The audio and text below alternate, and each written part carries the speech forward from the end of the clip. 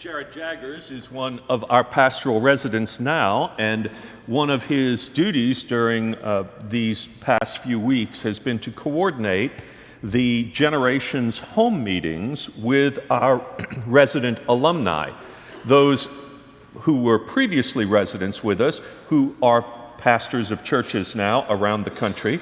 And so that's been going very well. Now, when I say generations, I hope you know what I mean by that. That is a stewardship emphasis that combines both a focus on our regular giving to our unified budget and our goal of having a generational reach beyond our church. That is to say, transforming the church in America by sending out these pastoral residents. And so we want to finish our funding of that project as well.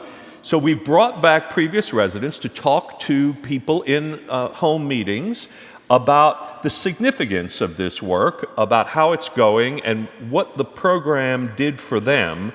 Jared, what are some of the common themes you've picked up on? Well, first of all, I don't think anyone in this room will be surprised to hear that one of the common themes we heard from our resident alumni is that they're doing really fantastic work in their churches all over the country, not only ministering to the people in their congregations, but also empowering their congregation to have a broader influence in their community. But as they have sort of shared their journey in ministry with these Generations home meetings, one of the things that kept coming up is that residents were leaving Wilshire, accepting a job that undoubtedly was the perfect job for them, to discover that churches occasionally have some problems. And resident alumni told us that often they got to a church and they found that there were financial issues or personnel issues that seminary had not trained them to address. These are the sorts of issues that seminaries, I think, often really struggle to teach young clergy. But story after story, they also told us that their time at Wilshire taught them how to navigate these complex issues, making financial and personnel changes in their first year, not something a pastor normally wants to do. One resident told us the story of his church discovering that they had about 28 months of fiscal solvency left, and that they had a very finite amount of time to fix things. And it was his experience here at Wilshire during Vision 2020 that helped him bring the church together to have a strategic plan and imagine a way forward.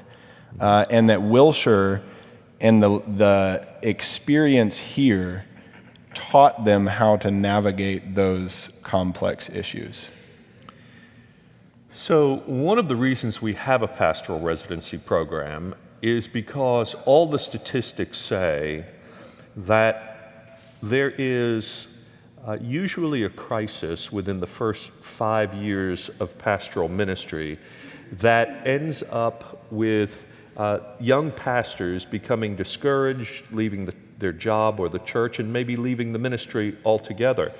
And if we can prepare them better to face those difficult times, those first 5 years, if you can get through them successfully, then there is an arc throughout the rest of their ministry that is healthier, and they can stay with it.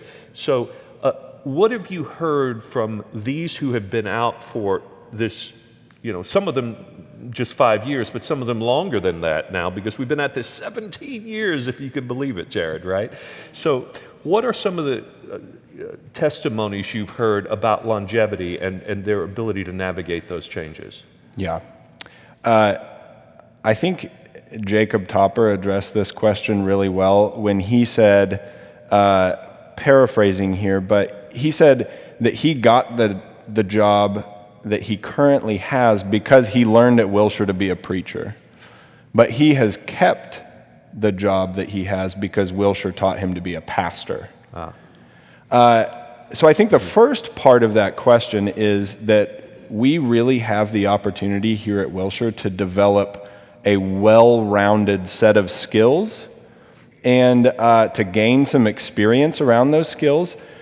But in addition to skills, one of the things we heard from residents is that they also know that at the limit of their skills and abilities, there is a network of resources that they can tap into. In fact, just this week, Timothy Peoples, Kevin Gardner Sinclair, and Jacob Topper gathered together to plan Advent together. And to be in the same space together, collaborate around their ministry and their worship planning. And that's a theme that many of them shared. Austin Almaguer told us that he never goes a single day without being in communication with another resident alumni, whether it be by text message or phone call.